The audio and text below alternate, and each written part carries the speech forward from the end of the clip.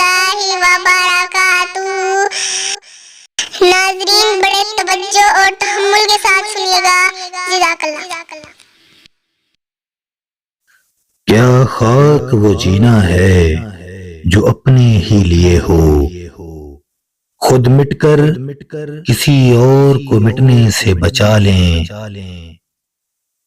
بیٹا درخت اپنا پھل خود نہیں کھاتے، دریا اپنا پانی خود نہیں پیتے۔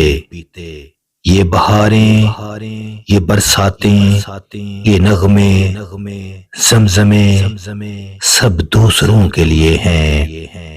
بس وہی زندگی نظام کائنات سے ہم آہنگ ہو سکتی ہے جو دوسروں کے لیے ہو۔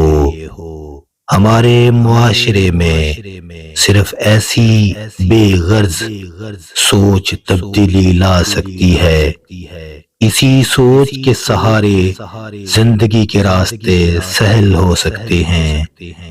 یہ جا بجا پھیلی ہوئی رنجشیں، عداوتیں، جھگڑے، ان سب کا تدارک اسی طرز عمل سے ممکن ہے، بغیر کسی غرض، کسی توقع کے دوسروں کے لیے شجر سایہ دار بننے سے یہ فائدہ ہوتا ہے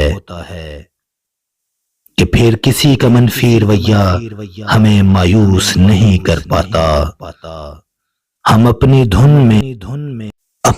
میں مگن ہو کر دوسروں کے لیے راستے بنائیں گے تو منزلیں خود ہمارا استقبال کریں گی۔